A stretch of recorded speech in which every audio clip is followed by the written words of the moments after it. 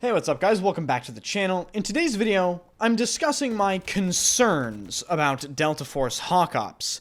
I have been pretty vocal with my interest for this game, and if you're a regular to the channel, you know that I don't get interested in many games. It's the only Battlefield competitor that looks to have a legitimate chance in roughly 7 or 8 years, and from the playtests, it actually looks pretty decent. But of course, we all have that internal freak out, right? And these are the things that I'm worrying about. So without further ado, if you enjoy the content or want to follow Delta Force, be sure to subscribe to the channel and turn notifications on. I also stream every single day at twitch.tv/enders and this YouTube channel simultaneously. Hope to see some of you guys drop by the stream. First link in the description. And of course, drop a like on this video. Thank you to everyone that does that. Oh, and massive shout out to Maxic, who provided the gameplay for the background of this video. I'll link him in the description as well. So the first thing I am freaking out about, and this was addressed by the developer in a recent developer talk. I also made a video on that is on the channel. The thing that I'm freaking out about is cheating. Okay, this is a free-to-play combined arms shooter. That is just a big deal for cheaters. Cheaters love combined arms shooters. If you play Battlefield, you know that to be true because it's just a cheater's paradise. You have a ton of people in one place, and typically speaking, the anti-cheat's pretty weak, especially, again, Battlefield 5, so they aimbot you across the entire map and get hundreds of kills.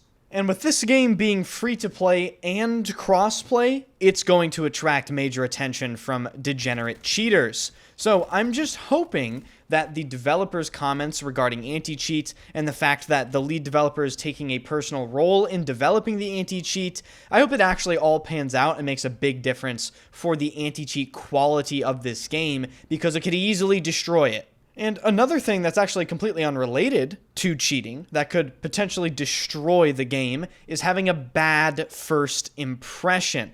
Now, I think the quote-unquote first impression, at least visually from people, is actually pretty good. Every time I make a video on this game, the comment section seems to be pretty interested in it, but I think the reason they delayed the playtest from July 18th to August 6th is when they have their first playtest in North America, and basically around the world, it'll be North America and Europe, they want to avoid a bad first impression like the plague. Because as we all know, if we experienced games like Battlefield 5 or Battlefield 2042, the first impression of that game is still talked about to this day, years after release. So it lingers around. And even worse than the first impression persisting, the first impression pretty much decides whether or not a lot of people are going to play the game or even try it. So the first impression sort of terrifies me. That is, of course, coming up on August 6th. If you didn't know, the playtest has been moved up to that date. So we'll get to see how things unfold very soon. Now, the other thing that freaks me out is, of course, the monetization of this game. I've seen a lot of discussion of the monetization of this game because it's free to play, and people think the mobile counterpart is going to affect the actual game. And yeah, I am definitely afraid for the monetization of this game because, I mean, what are they going to do with it, right? We already know from the developer Q&A that this game will have a paid battle pass, but that is extremely typical of modern games. The thing that I'm freaking out about is I don't want it to be like, say, Heroes and Generals. If you've played Heroes and Generals, you know that game has insanely predatory monetization where you have to, like, pay for, I believe, a premium membership or whatever, and then you have to pay to level guns up, and you have to pay for a bunch of stuff to even have it. That would be just utterly catastrophic. I don't think that's the case because I think they would have had to have said something about that by now. So fingers crossed nothing catastrophic happens on that front. And one thing that I also see mentioned quite a lot in the comment section is people saying that, oh, this is just a copy of Battlefield, like, why would I even care? Listen, I understand people have different viewpoints, and I don't personally view Delta Force as a copy. Like, of course it's not a copy, it's reviving an old franchise. Yes, it looks extremely similar to a lot of Battlefield games, but what do you want it to do? It's a modern combined arms game. Of course it's going to look similar to a lot of games that are out, and of course they're going to develop the game to be similar to other options that you might have already played. They clearly want the game to be successful. They're not going to do something absolutely off the wall like, oh, we're gonna make, like, you to play as marshmallow people jumping on the surface of Mars and use, like, Twizzlers as weapons. No, they're going to follow some trends so people actually play the game. That's just how it works. I will acknowledge that a lot of the UI elements, a lot of the vehicles, a lot of the weapons, and generally just the overall look and feel of the game, yeah, it's very similar to what we'd expect from a modern Battlefield game. But isn't that a good thing? Like, isn't that what everyone has wanted for such a long time? And people are, I guess, are just upset about it because I guess another game is providing it other than Battlefield? And I just hope people aren't upset enough to disregard the game just because it isn't Battlefield, but looks like Battlefield. And isn't it EA and DICE's fault for failing for so many years and allowing these other companies to crack their own formula and actually make a game that, well, looks like Battlefield because Battlefield can't even make Battlefield? If you're not gonna do it, EA DICE, I guess another company will. So in my book, you can't even really knock them, and I think it's more of a benefit than a negative, in my opinion. Now, the last thing I want to touch on is simply the game being worse than it looks. From all the people that I've talked to, even extremely toxic and negative people. Listen, I'm friends with a lot of sweaty people that a lot of people would consider them to be negative and toxic, and like say, oh, this game is trash, or this game is trash.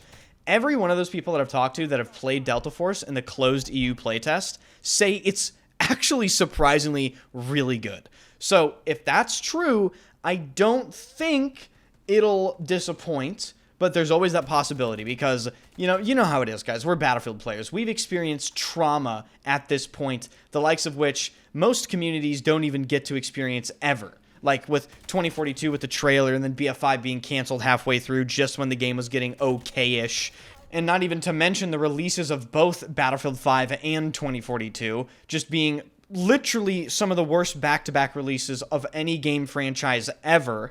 Even if Delta Force isn't as good as we would hope it's going to be, I don't think it's going to be one of those situations where you take a look at the gameplay and then on release day, it's just a completely different impression. I think the gameplay in the background that you watch and just from various channels that you may see, I think that if it looks good to you, you might not be getting fooled. I think it is actually a decent looking experience. I don't think there's much to be confused about. Perhaps there's some strange things that we'll learn when we get in the game with like the networking or the ping or the netcode, or maybe something is overpowered or there's some sort of balance problem. But then again, doesn't Battlefield have all that stuff anyway? Like, it doesn't make it okay, but it's nothing new. It's nothing catastrophic, is what I'm saying. Or at least I would certainly hope that it would be nothing catastrophic because, as we all know, for example, in Battlefield 2042, you could jet ram the entire enemy team from the beginning of the game. So we'll figure things out as we play Delta Force, as we get our first impressions and get more experience with the game. So let's just hope that it looks good, right? It looks decent. Let's hope it actually plays decent and holds true to what a lot of people are watching and looking at, like you're looking at the gameplay right now. Maxic provided great gameplay, coherent gameplay. You get to see it through the eyes of a very good player.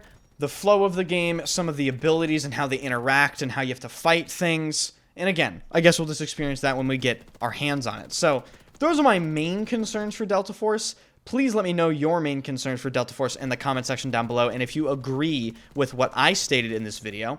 If you enjoy the content or want to follow Delta Force, hit the subscribe button and turn notifications on. Also, like the video, that also helps quite a bit, and I stream every single day at twitch.tv/enders and this YouTube channel at the very same time. Join the Discord, follow me on Twitter and Instagram. All links are in the description. I will see you guys in the next one.